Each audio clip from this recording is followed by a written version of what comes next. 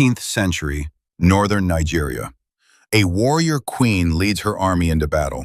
She's conquered more territory than any ruler in West African history. She built massive defensive walls, some still standing today, 500 years later. She commanded armies that struck fear across kingdoms. Her name was Amina, Queen Amina of Zazzau, and history almost forgot her. Amina was born around 1533 in Zazzau, now modern-day Zaria in northern Nigeria. She was a princess, but she didn't want a royal life of luxury. While other noble women learned courtly manners, Amina trained with warriors. She learned swordplay, military strategy, horseback riding, leadership. By the time she was a teenager, she was already leading soldiers into battle alongside her brother. When her mother, Queen Bakwa Turunku, died in 1576, Amina's brother became king, but he died shortly after. The council had a choice: choose a male heir or do something unprecedented. They chose Amina. At around 43 years old, she became queen, and she immediately went to war. Queen Amina was a conqueror. For 34 years, she led her armies on military campaigns across West Africa. She expanded Zazzau's territory from a small city-state into a massive empire. She conquered kingdoms, secured trade routes, forced rival states to pay tribute. But Amina's genius wasn't just military, it was strategic. She understood that controlling trade meant controlling wealth.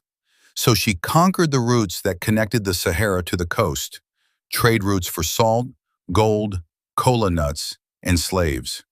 Zazzau became one of the richest and most powerful states in West Africa, and everywhere she conquered, she built walls. Massive earthen fortifications to protect her cities. Some were over 20 feet tall and stretched for miles. These walls, called Ganuwar Amina, Amina's walls, still exist today in northern Nigeria, proof that she was real. Legend says Queen Amina never married.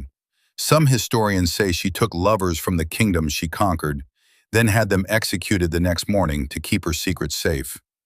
True or not, the message was clear. Amina would never be controlled by a man.